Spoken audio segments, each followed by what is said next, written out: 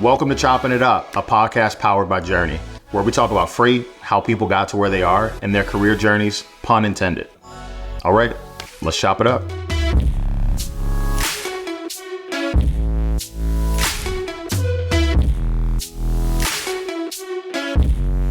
Hello and welcome to Choppin It Up, a very special episode today. My name is Will Jenkins, CEO and founder of Journey. And today I'm joined by Krystian Gebis, co-founder and CEO of ShipperCRM. Krystian, thanks for being here. Thank you very much for having me.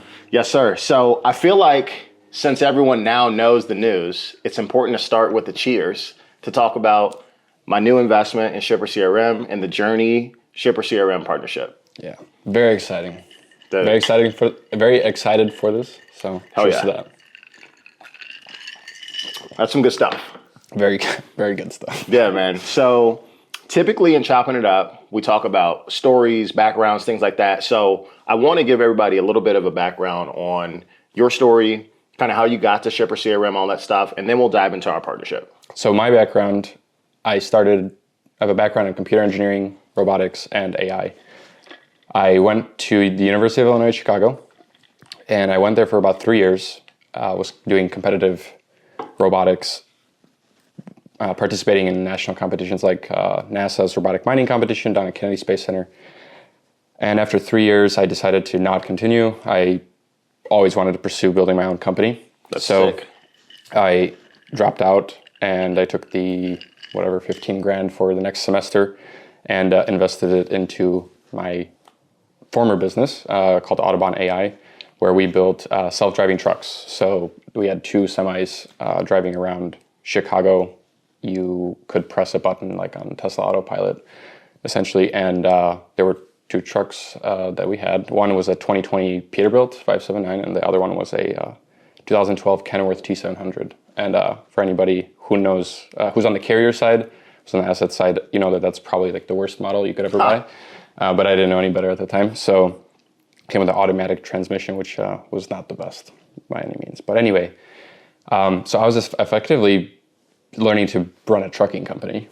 And part of that journey, no pun intended, I guess. I'm with it. We like to drop Journey as often as we can. Clearly, yes. So that works really well. Part of that entire journey was this piece of trying to make sure that the trucks were like breaking even or making some money if possible. And a big part of the genesis of ShipperCRM, or why we started it, was mainly because of the amount of time that I was spending looking at these shippers, looking for these shippers. And we'll get into it a little bit more in the future, later in this podcast. But quick summary on the background. Yeah. You started building Autobahn when? It was technically I started building it in like April of 2016. Nice. Okay. I didn't have a truck until November 2016, so I was had to build like a full physics simulator, because you need to somehow, if you're going to build this software, you need to somehow have a truck of some kind to test. So that was kind of how it started. And I remember it was Thanksgiving of 2016, and I was I think I bought the truck from Trans Am in Kansas City, Olathe, Kansas. Yep. Yeah. And I was so impatient about it because I was just like so ready to go that I think the truck was like $40,000 or something like this. So super cheap. And I bundled some money together from some family friends, went to Olathe. And the first time I went there, they said it wasn't ready to be picked up. And I was like, okay, well, why did you guys have me come out here? So anyway, got it on Thanksgiving, and we drove it back to Chicago. And I think it was about 3 months later, we had that truck driving. You could press a button, and it was driving. It was able to drive itself. So that's awesome, man. I remember when I first met you. This would have been September of 2023. After I got back from some travel, we did a FreightCaviar podcast in the West Loop, and it was really cool to get to know you on the surface at that point. But I had no idea of the background that you had. So I knew Paul better at that point. Right. And he and I, just talked a little bit about the podcast and an opportunity to come on and chat. And then we had our happy hour December of 23, our first one, which was super fun. You and Paul both came. So then we just like, yeah, it was great. Yeah, it was a good time. But then we like really started to foster a relationship together. And throughout the spring of 24, we realized how close we lived to each other, which is pretty Well, that was the first thing. Yeah, I was just like, okay, Will's like really close, but awesome. Yeah. So, and both of us working from home is interesting, right? Because our whole business at Journey is remote. We've got Morgan in wherever in the world Morgan is now. She is, I think, I don't even know where she might have just landed in like the Caribbean or something, but before she was in Europe. Nikki's in Florida, Valeria's in Colombia. Myself, Aaron, and Maya are here in Chicago. So we co-work. But when you're building a business, it could be lonely. And I know your whole team is remote as well. The whole team. The whole team. Yeah. Across, 3 continents, I guess. So crazy. Yeah. It's time zones get difficult to manage, but we make it work. So I remember just exchanging some texts and I was like, we should just like co-work together. Yeah. And so this was spring of 24. I go to your place, incredible views. We're like jamming, getting some work done. And at that point, I hadn't really seen a demo of Shipper CRM. Right. I knew a little bit of what it was, and I was familiar with Paul and you, but like not super familiar with the product. So then you showed me a demo, and I was like, okay, this is interesting. Yeah. And I think one of the first things I asked you, maybe our second time co-working together, was, do you need more investors? Yeah, that was it was relatively right around that time. I think maybe it was like 2 or 3 more times you came around, and at that point we had a team meeting actually, and I think you also saw the team and the caliber of the team, which was, I mean, that's definitely one thing that I'm proud of for sure. So one that came around, it was like, okay, it was also a realization to me too, where, you know, when you put together a good group of people, other good people, you know, want to come around. So absolutely. And you know, since the news is out there, obviously can't be happier to have you on. So yeah, man, it's really impressive to see what you and the team have built since launch.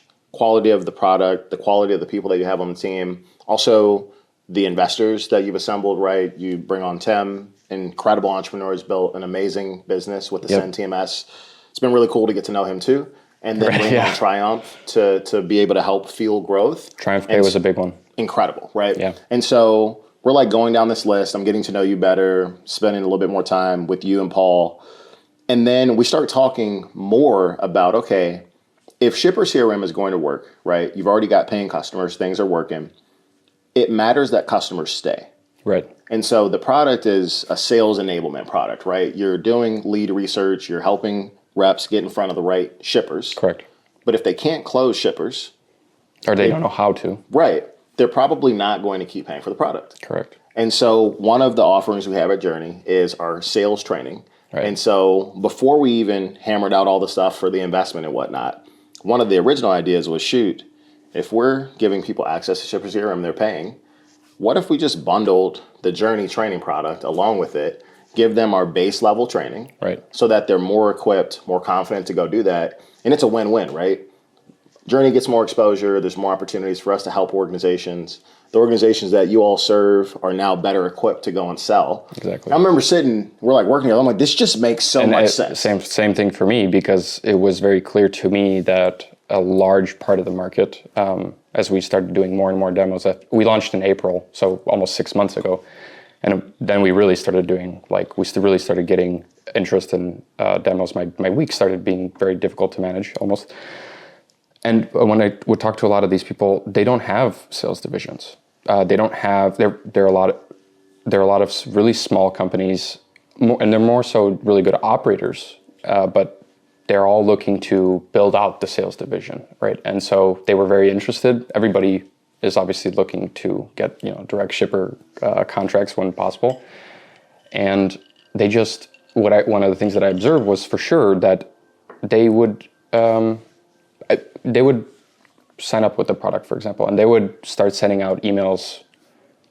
And I mean, it's hard to, I would ask them sometimes for what they're, what are you sending? Like, why aren't you getting through? And I mean, this was very clear. Okay, you have never had sales training, period, whatsoever, and you need some, right? And that at the same time became very clear to me that if you have good training, but then you also have good data, right? That is a recipe for success. And one without the other, they're helpful, right? But if you have good training, but you don't know who to reach out to, all of a sudden you're not as effective. And if you have good information, good research, but you don't know how to actually execute on it, then it's also not going to be like, the full potential. So totally it started becoming super clear to me as well. Yeah, man. It's interesting. I remember waiting out my non-compete. So my non-compete ended in May. Yeah. And so I've been evaluating opportunities to invest in freight tech companies. And I was so impressed by what you and your team built in a short amount of time, but also just very impressed with you as an individual. No bullshit. You're one of the smartest people I've ever met. And dude, but when you showed me what you built at Autobahn, which was way after we were really talking about Shipper CRM, I'm like, yo, this dude built self-driving trucks. Yeah. Which is incredible, right? Obviously, it is quite the undertaking to be able to build something as ambitious as that. But the stuff you learn from that, I can only imagine from perseverance, raising capital, assembling the team. Those have to be influential in this build now as you're working through Shipper CRM. They have to be. Absolutely. They are. The one thing I didn't get to learn at Autobahn was actually having lots of users. So the difference between the two businesses is that at Autobahn that was something that hasn't been. We were trying to build something that hasn't actually been built before, and we really were making progress. I mean, we had tons of people come in and drive along with the trucks with us. We had a fraction of the funding that other companies in Silicon Valley had too. So it was always, what I learned was how to operate on a very small budget, so much smaller than maybe, let's say, competition had. So that was one, how do you be efficient and how do you get the team behind a plan that is much less resourced than others. But the one thing I didn't get exposure to was having lots of users. So that was a very, that's a new thing for me of how do you, what is a business actually like? It's actually a business now, as opposed to Autobahn was, you could say probably still an R&D project, but we had, LOIs, we had intentions. So I was talking to fleets and basically we were selling actually an aftermarket kit. Yep. So there was business skills that I learned through that. I had to learn that on my own too, because I went to engineering. I was doing a bachelor's in engineering. They definitely don't teach you anything remotely close to that. So, but just in general, as I was growing up, I always kind of had a inclination to kind of go out and try to get better understanding of what people actually want. So at least that was super helpful. But now this exposure to lots of users, there's definitely different skills and learnings that kind of come out of it. So totally. So let's talk current state of the Shipper CRM product. So I've had the opportunity to see the product progress since early 2024 to where it stands today. Incredible improvements, continues week over week to get more effective, continue to add more and more new customers and get really good feedback. The team is fast to iterate and bring things to market. Lots of fun stuff that we've worked on the last couple of weeks to get things moving, which is a blast. It's fun in the startup space. The amount of progress that has taken place. Like I always want things faster, right? But if you really take a step back, like I think since when we started talking about this, the product is.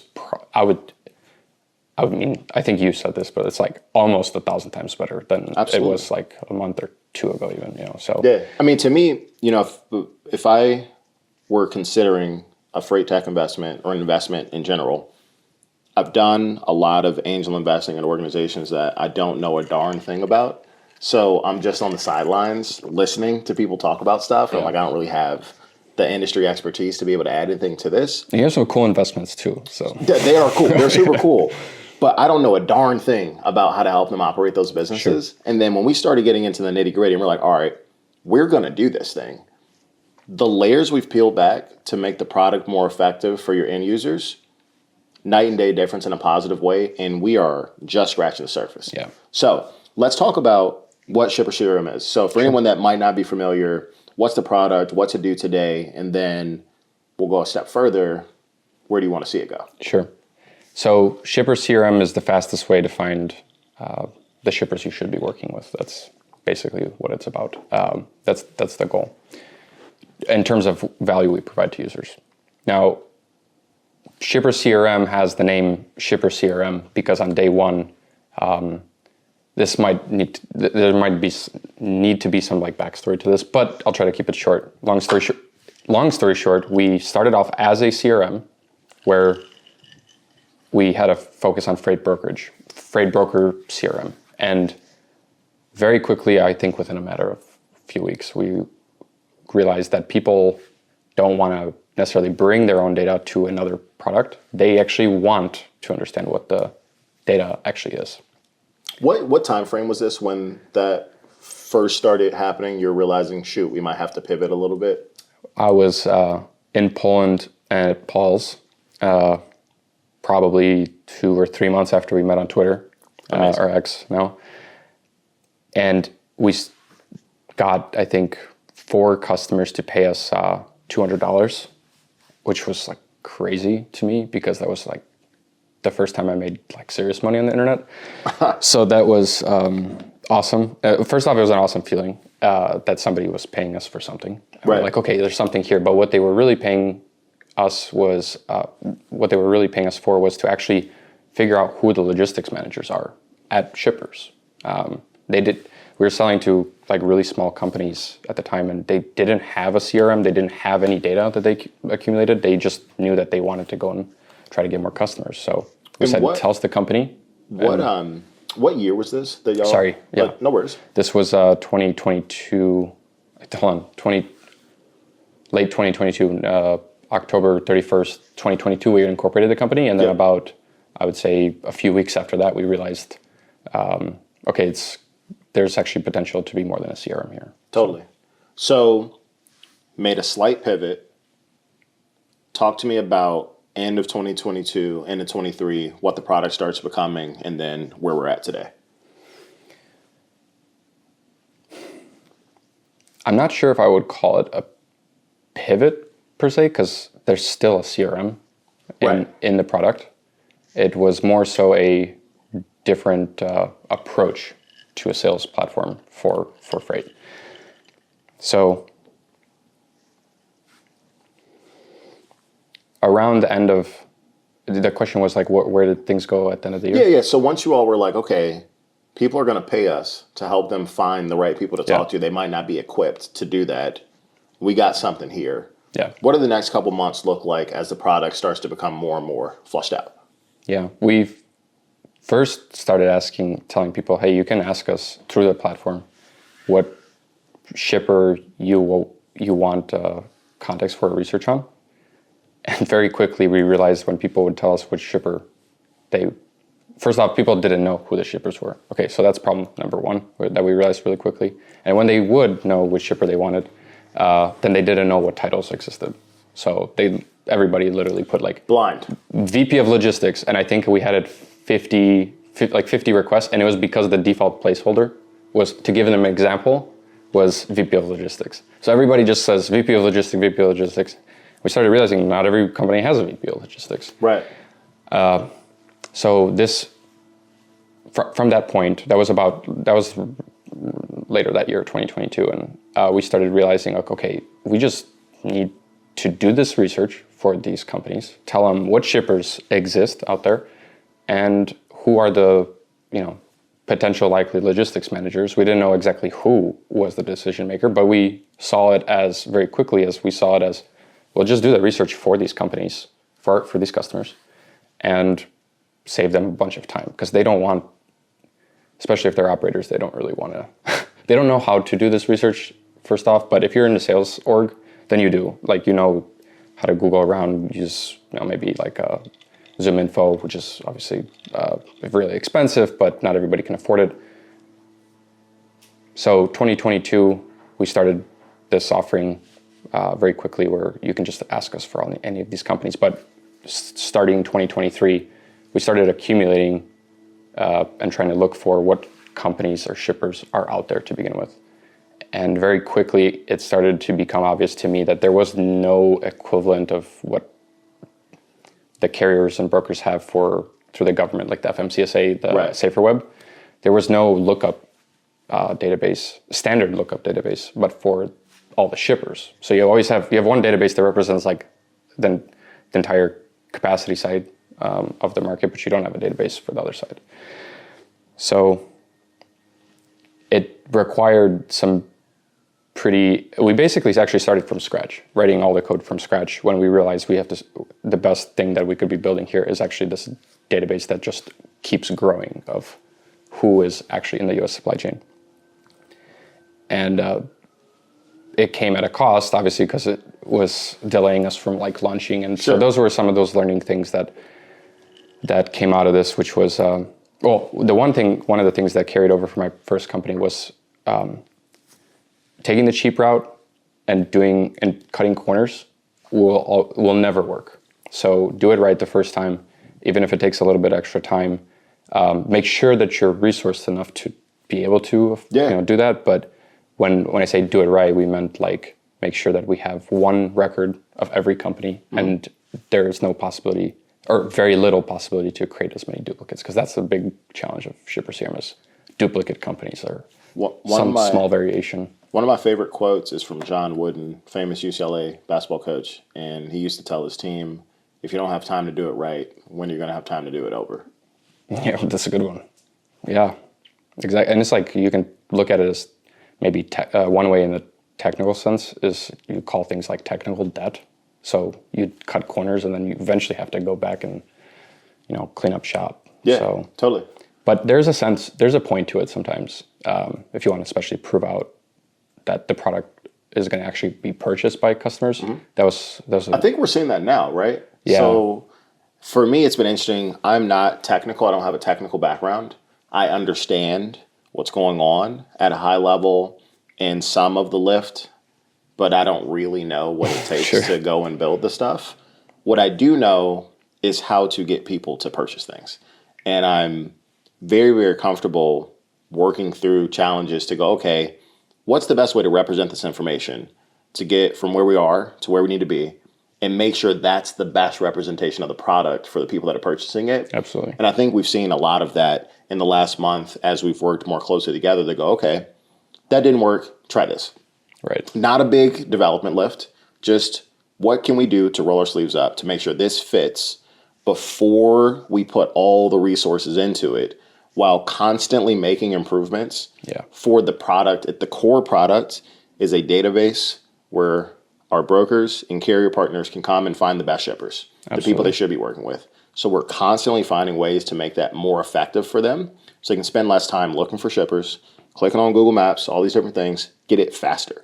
Constantly hammering that because that will always be valuable. Right. But there's little tweaks that we're making to go, okay, did people really care about that? Right. Because you don't want to incur a bunch of technical debt, which I'm learning as we do more work together. You don't want to incur that debt because it may not be what the market wants. Correct. And I think you being on the buyer end of this product previously is probably the biggest help. Essentially, because you're evaluating it as if you were to be buying it when you were, back at Molo. So it's very enlightening. And I think we also learned by working together that there's certain things that as a big company that you, for example, as Molo has access or had access to a lot of capacity. They look at things slightly differently than maybe a smaller company might too. And that was also pretty enlightening to me too, of like how the different size and brokerage is going to actually use the product or look at the product in very different ways too. So, and I think we've been able to find that good medium so far. So Totally. So let's talk future state, right? Today, find the best shippers, really consolidate the amount of time it takes to get good information, who to call, who to email, information about the type of company that you're calling on. Does it fit with the modes that I move? Super helpful as you're prospecting. You mention all the time, typically saves 2 to 3 hours of comprehensive work. And I've seen that. Yeah. Reps, you've got 200, 250 leads in your name. You go to ZoomInfo, go to LinkedIn, maybe you use Sales Navigator, Google Maps, doing all this stuff, making your calls. It's a lot of work to figure out what to do. Just looking and reading it, but then there's a separate aspect of like, how do you organize it all? Right. It's a ton. And then how do you keep it updated? Exactly. So. Yeah, it's a lot. So current state, you've done a lot of that work to help people get in front of the right customers and shippers faster. Future state, where do you want to see ShipperCRM go? Because for me, I loved what the product was. I am madly in love with what the product's going to be. Yeah, me too. When you look at and use the database today, particularly the magic map, one of the things that I would have really liked to been able to know about as a truck driver, because I actually had a CDL very briefly. One of the things that I would have loved to know is how much time on average is it taking to actually get loaded or unloaded at any of one of these facilities. And that actually from day one has always been on my mind, which was, how do you know ahead of time so that you can plan if there's going to be massive delays on, like if on average this facility actually I did deliveries for Pepsi and don't ever do, maybe you probably done some loads for Pepsi, but it's on average, like you come on, I was on time for my appointment. I think this was my first delivery. And I was expecting like, if I'm on time for my appointment, they're going to take me at my appointment. Like what's the point of an appointment time otherwise? 6 hours minimum, like waiting, and obviously late for the next delivery, all this stuff. So, but anyway, when you look at the database, really the progression of the database is adding more and more data to what is there already. How can you add on top of it? How can you add more depth to the understanding of how that supply chain works? And every supply chain is going to have different complexities, right? So they're going to have different nuances about every different aspects of the business, but more depth to every shipper on the database. That's for sure. And as you explore these shippers, like right now, for example, we tell you all the locations that we've currently discovered, right? But eventually we want it to be a full representation of every supply chain. And we're working obviously on trying to figure out how to make that happen. And we're making some good headway, but over time, just make it more data rich, keep adding more layers and so forth. But I think it's important to just kind of think about why people are buying the product today and what works. And then there's a lot of excitement about what you're going to be able to build over time as the team grows, develops. There are more customers that we get information and feedback from. So an incredible opportunity to create a rather comprehensive product that will do a ton for current and future customers, which is fun. We'll have follow-up podcasts where I'm sure we'll talk more about some of these more exciting things for sure. But totally. So when you think about the things that you've learned from your current customers, you've been actively selling the product, onboarding new customers, getting feedback. What's the coolest thing you've learned from your paying customers? That's a good question.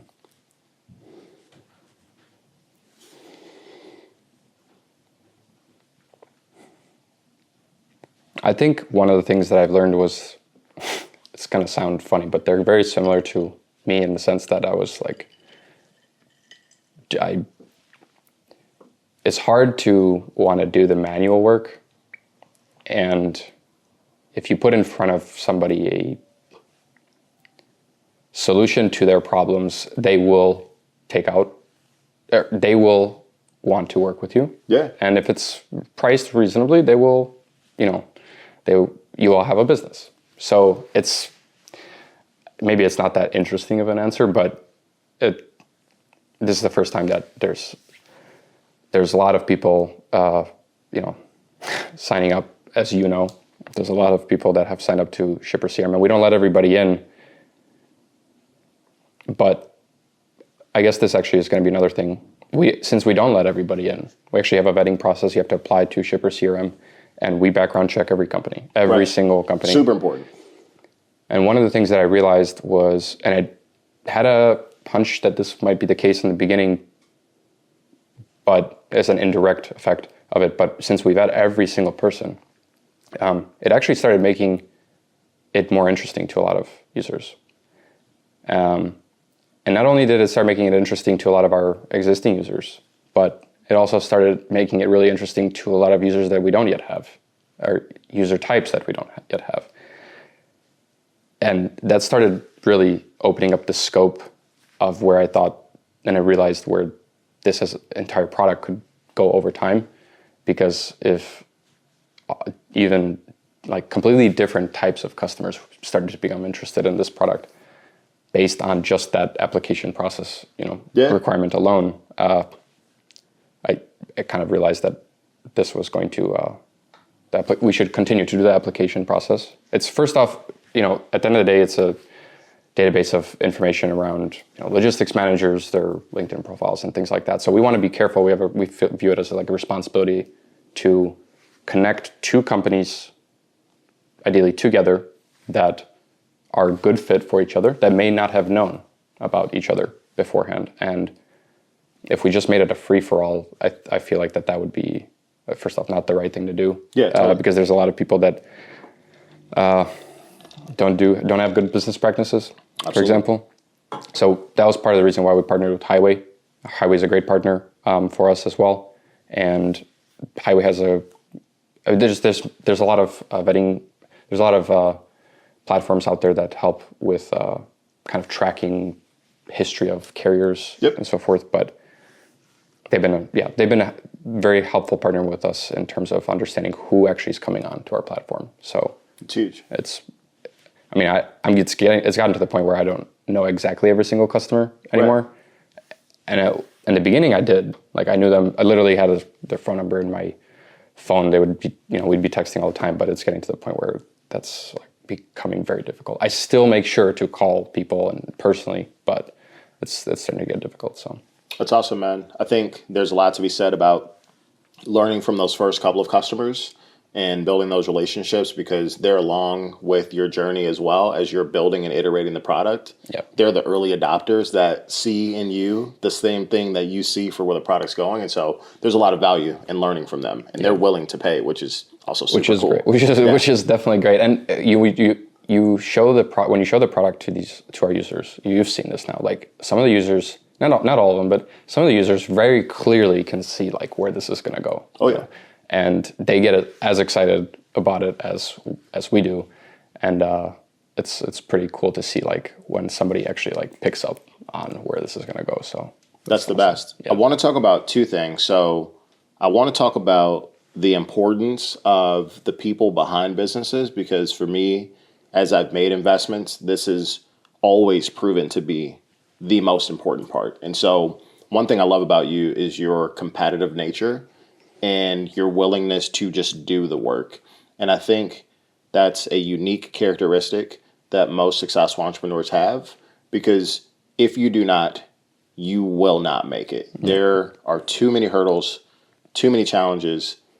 And if you're not willing to roll sleeves up and compete day in and day out, being willing to put your best into the product, you're never going to get to where you want to be. So I'm just curious where that competitive drive comes from. That's a great question. Well, I think as early as me playing soccer when I was younger, I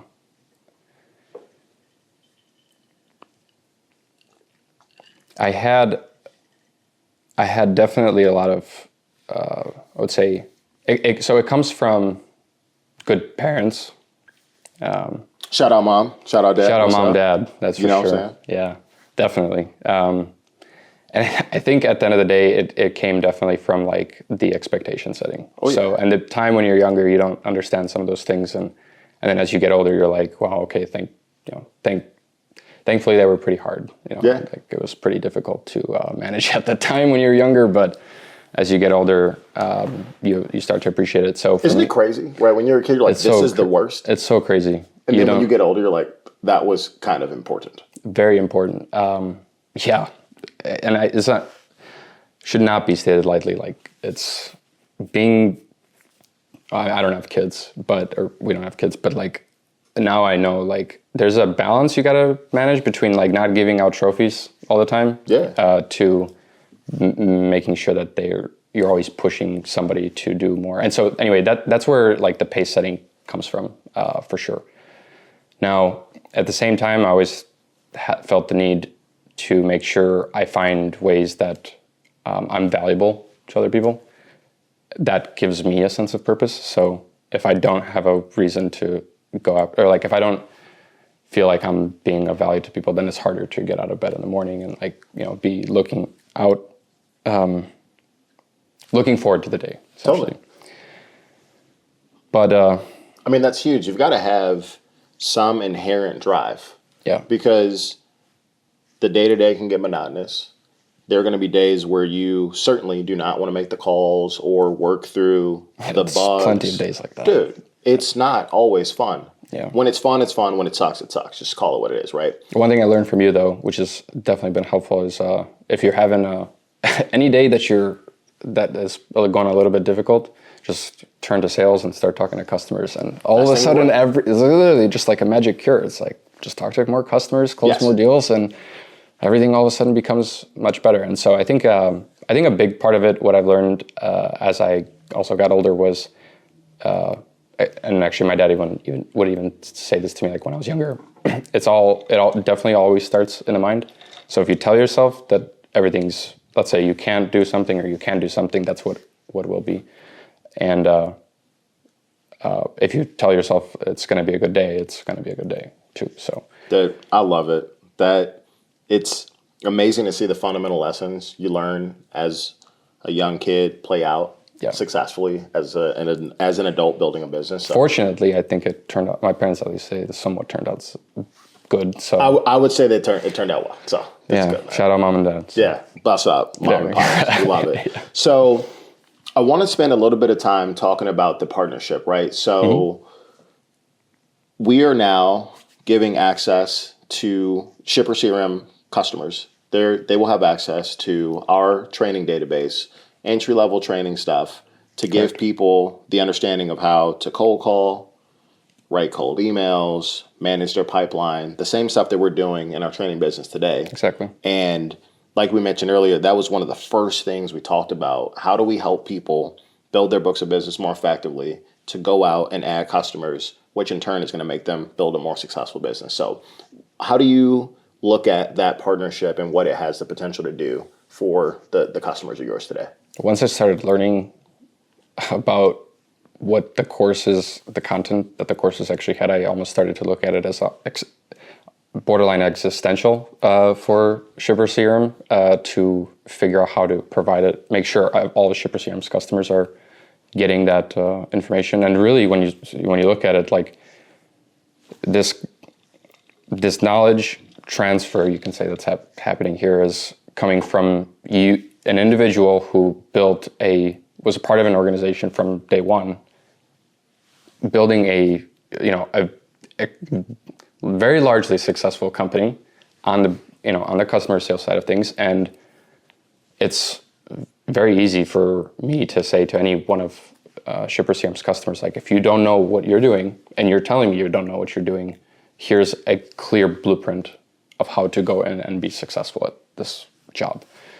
So I started over time seeing, the content to me is interesting, right? So it started with that first and foremost. I didn't know exactly how to do shipper-facing sales. And I think beyond what is being included with ShipperCRM in terms of the content, I remember when you came over, I think it was 5 months ago. Yeah. You pull out your Surface and you showed me something new at the time, which wasn't released, but it was this trainer that you just picked up you just made it a call and you started talking to somebody, and it sounded like a regular person. Yeah, the AI role-playing tool. The AI role-playing tool it blew my mind, because I'm pretty up to date on how where tech is, I would say, for the most part. This man built self-driving cars, so I think you might be up to date with keep pulse on it. Yeah. Keep pulse on those things for sure. So when I saw it, I was like, the latency. So by latency, I mean how quick it was, so that when you finish speaking, it starts responding to you. That was always a big barrier between adopting AI with calling. It was like near instant. I was like, okay, we're basically here. I thought we were going to be here within it was going to be like another 6 months or 12 months. I was like, literally, Will just showed me something that is going to be for all ShipperCRM customers they're all going to need to eventually use and practice. Because if you don't practice, you're not going to figure out how to. You can practice on, I guess you can say you can practice on some leads like that aren't as important, but then you're just burning leads at the time, right? So totally. The interesting thing is there are so many layers to the opportunity to help help give your customers really good access to high level training. And if you think about the ability to go and add good customers, you mentioned it yourself, having a bad day, things aren't going so hot, talk to customers, built revenue. Yeah. That's business at its core, right? You need to continue to add good new customers and grow your active customer base. I couldn't be more excited about being able to be influential in these people's business because it will change the trajectory of their ability to grow. Yeah. And it's only the beginning. We're only going to continue to add more offerings, more things like the AI role-playing tool, like higher level training stuff. So V1, get everybody access to the ability to learn how to build their books, and the future will be bright. I don't think we can make it a better deal than it is right now, because it's like if you do buy ShipperCRM, you're going to get access to these courses. And if you have no sales organization whatsoever, it teaches you how to build one, right? So not only how to build one, but be the salesperson yourself. So I think it can't get much better. So, it's very clear that every brokerage and carrier should have this period, and we're trying to price it accordingly so that every broker and carrier does have it. And it's just like a standard, just like you, for example, go in and you have to go with the FMCSA and register for a US DOT number. Every carrier or broker should be getting this as their starter kit, right? That's the goal here. Yeah, man, I love it. It gets me really excited about the other things that we'll be able to help people get access to and the things that they'll be able to learn, and still so much opportunity because it's so much at the infancy stages of the organization. So as we get ready to wrap up here, man, any fun things to look out for in the next couple of weeks or months from you, the ShipperCRM team? I know we're going to spend some time at FreightWaves, which is going to be a blast. That's going to be fun. Yeah, it's going to be a good one. FreightWaves will be there. Manifest is also.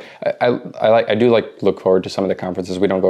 I don't generally like going to conferences and just building instead, but you got to go to them sometimes. So F3 is in November. So the ShipperCRM and FreightCaviar team is going to be there. Manifest in February. And then I think, let's see, there's not that much like in terms of events besides those, but in terms of fun, like I think it's starting to really just naturally every day be quite fun to work on this. And it was always fun in the beginning, but when you weren't like super certain whether or not what you're building was right. And then now that customers are coming, and almost every customer that you talk to it's like a clear and obvious thing. Okay, now it starts to feel like every day you're just now getting like better and better and bigger. And so it's just continuous fun, at this point. I don't know what else. Like I'm trying to think of like, some big fun event or whatever. But not to be crazy. We're going to have a lot of fun at the conferences. It'll be really good to be around peers, other freight tech organizations, brokers, carriers, all that good stuff. But I'm super excited about the fact that we get a chance now that everybody knows to announce the partnership and let everyone know that there's a ton of opportunity here and a lot to be built as we continue growing. So we've been keeping it under the wraps for a little bit too. So like it was hard to manage that a little bit, but we've made it work pretty well actually. So that was pretty good. But well, I appreciate the opportunity. This is my first freight tech investment, so I'm hyped to be able to be a part of the team. I'm honored to be the first one. So yeah, man, and I'm really, really excited for you. So I look forward to being able to continue to build. And thank you for joining us here on Choppin It Up. Absolutely. Awesome. Cheers, dude. Thanks. Cheers.